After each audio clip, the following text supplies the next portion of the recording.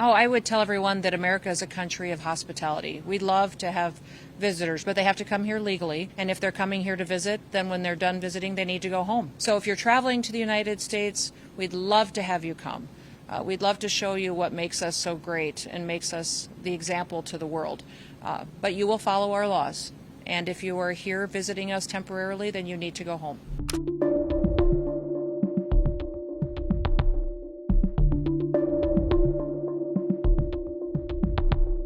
Oh, I would tell everyone that America is a country of hospitality. We love to have visitors, but they have to come here legally. And if they're coming here to visit, then when they're done visiting, they need to go home. That President Trump has focused on making sure that all of our laws are enforced, that we don't pick and choose who they apply to. We just ensure that every single one of them is applied equally to everyone, no matter who they are. So if you're traveling to the United States, we'd love to have you come. We'd love to show you what makes us so great and makes us the example to the world. But you will follow our laws. And if you are here visiting us temporarily, then you need to go home. Yes.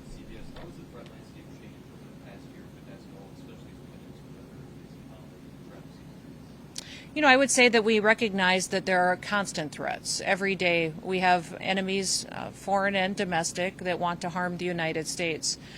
But the Department of Homeland Security is more focused than ever before on ensuring we're meeting those threats head on, and that we are going out and working with local law enforcement and intelligence agencies in a new way to break down the silos of information, to have those communications ahead of time to stop the threats before they come to fruition. So we clearly see that we have the same threats that we've had for many years, but we have seen a growth internationally of terrorist organizations. We've aggressively gone after cartels and FTOs and even gang activity in a new way that ensures that we're addressing them and the threat that they face to the American people, and that we are bringing them to justice. Yes. Mm-hmm.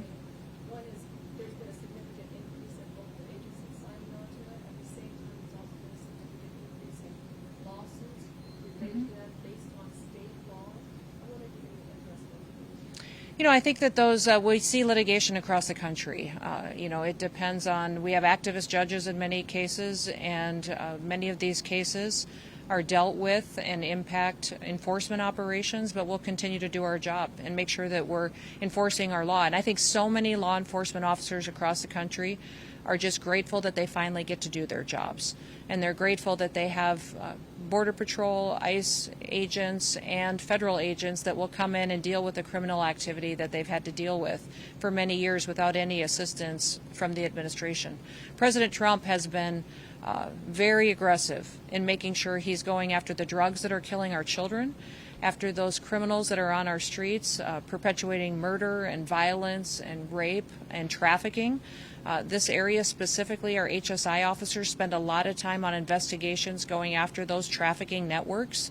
And we're grateful for the partnerships with local law enforcement, which helps us bring more people into justice.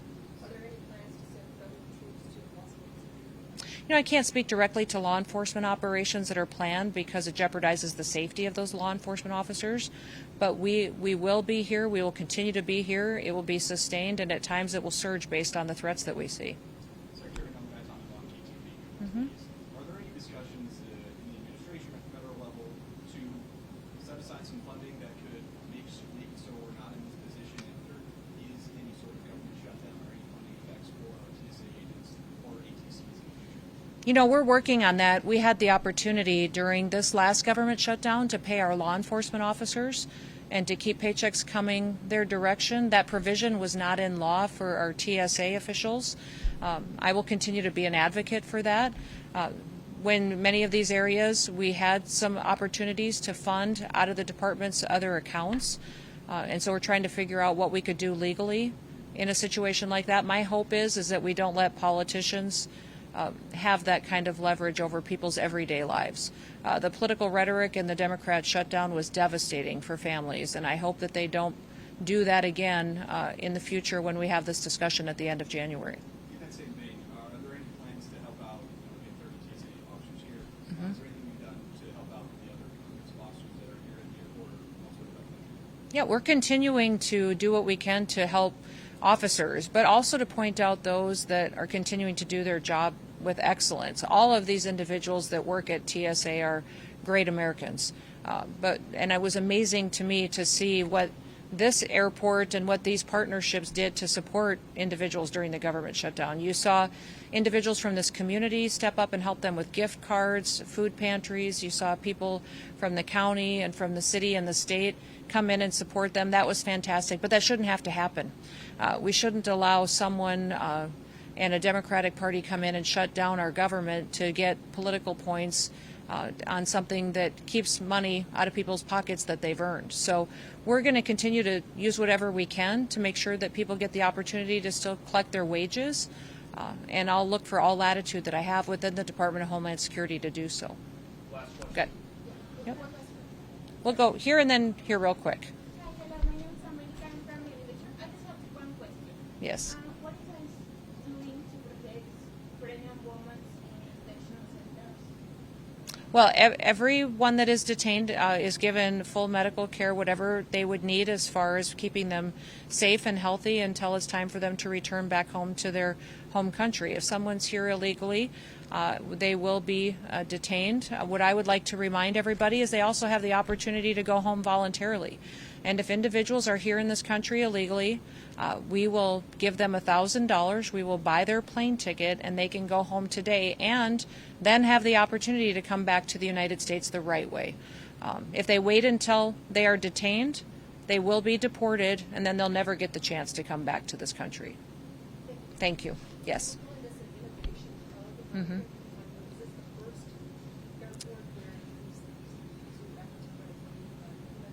Yes, this airport is a wonderful facility for us to test new technology, and this security checkpoint right here is called our Innovation Center, which means this is where we typically deploy new technologies, new screening processes, new x-ray systems to see as to their efficacy, to how they work as far as detecting new threats or giving us higher rates of detection, and then where we can train individuals as well. So this is one of our premier locations for advancing that kind of investment into our security operations, and we're hoping that we can continue to expand on it.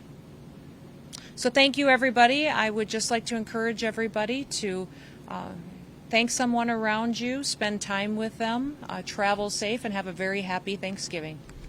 Thank you. Thank you, everybody. We have a long time. Do you want me to go?